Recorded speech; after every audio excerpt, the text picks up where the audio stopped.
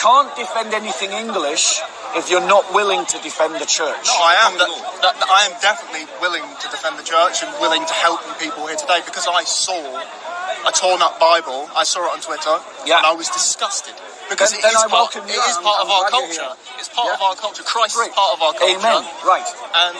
And I'm not ashamed of that at all. Right. And I'm with you 100%. So now let's come to a much more deeper question.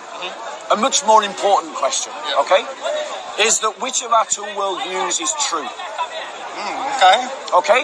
Okay. It's right. a hard thing to question. Now, well, it isn't for me, because my belief in Jesus Christ is based on a real person in history. Yeah. We know he lived. Yeah, definitely. We know where he lived. No one denies that. We know where he was born. Yeah. We know that he was crucified. We know that he rose again. Yep. Can you say the same about your gods? No, I can't. Exactly. I can't say the same, because we don't know that they even existed in that exactly. manner. But I'm not a theistic pagan. That's the thing. I'm an atheistic pagan. Now I'm going to show you how you're living in cognitive dissonance. Okay. Okay. Right. You believe that we should preserve the English. Yes, absolutely. Because the English is something. We have a right to exist. As a people. Okay. Right. Did you hear your language? Yep. We have a right. Yep. Circle, underline, embolden, italicize. Yep. We have a right to exist. Yep. Okay.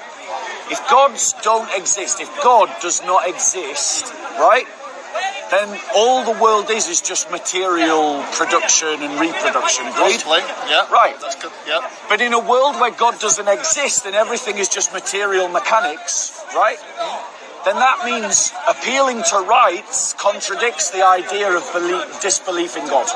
Because rights are non-material things. Rights are conceptual things. Yeah. Rights are rooted in an idea of truth. Yeah. But truth itself doesn't exist if there isn't a God. I'm just trying to... Work with me. Work with me. Yeah. Let's think this through. Okay, yeah. Let's imagine a world where God doesn't exist. Yeah. Great. You got that? Yeah. So all the world is an accident. Yeah. All the world is a series of random chances, and we are the fruit of a series of biological and physical... It doesn't have to be random. You know, you've got synchronicity, you've got something like that. Right, but synchronicity implies something above nature.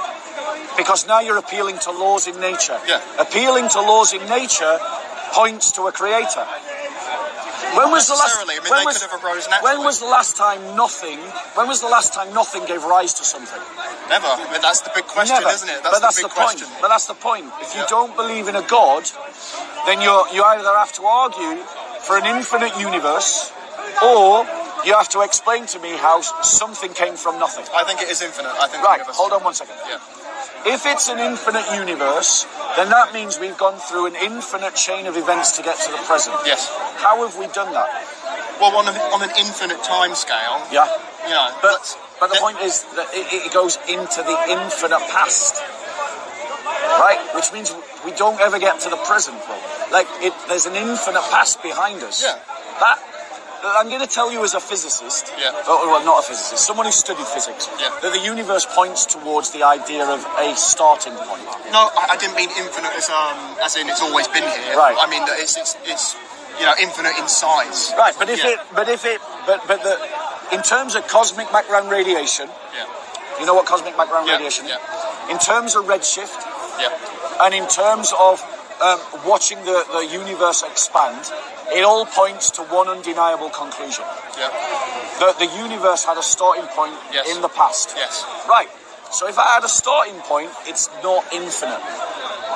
That which starts can't be infinite. It's expanding. And don't know that the size of the universe is grandiose. Yeah. Right? Unimaginably grandiose. And there are other universes as well. That is an assertion. Do you know why they assert the idea of other universes? Tell me. Because those who are doing astronomy or atheists can't accept the evidence that everywhere we look in the universe points towards a creator. I don't think we've looked far enough. No, You don't understand really what I'm saying. I promise you don't understand. Go on, elaborate. So the fact that the universe, because of cosmic background radiation, shows that the universe was once in a bubble, a small, closer together, basically. Okay. Because at redshift, we know that universes and galaxies are all, galaxies are all moving away from one another. Yes. Right? That points towards the fact that the universe had a starting point. Yes. It had a starting point. I agree, yeah. Right. Something that has a starting point is not infinite, it's not eternal. We're talking about, it is not infinite in time. It's still expanding outwards. It's going into brother, something. Brother, if it's not infinite in time, it's not infinite in space. Do you know why? Why? Because time and space are the same thing. This is Einstein's E equals mc squared. Yeah. Right? It has to do with energy. Yeah, and mass. It is correct. Yeah. And in terms of Einstein's contribution to our understanding of gravity, central to that worldview is time and space are the same thing. So literally at the end of my finger is the center of the universe. If you follow its timeline backwards, it all arrives at the same point. It all arrives in the same place. Yeah. Right? This is quite standard physics. Yeah. Like, it's quite universally accepted. I'm not really making any controversial points here. But if the universe is not infinite, right, then it's not eternal. It had to come from somewhere. Yeah. Let me ask you this question. Right? So I've demonstrated that there's some cognitive dissonance between what you're saying. Because you appeal to values and rights and truth, I think we can have rights without a creator, though. You what? We can have rights without a creator. According to who? Because what do you mean? Like, we can have systems without a creator. Right, so we invent them, right? Yes. Right, great. We invent them, which means they're not real. It's the natural law real. If you invent them, they're not real. Is gravity real? Gravity certainly is real. Yeah. Well, maybe. Yes. Well, there's discussions in the scientific community about the nature of gravity.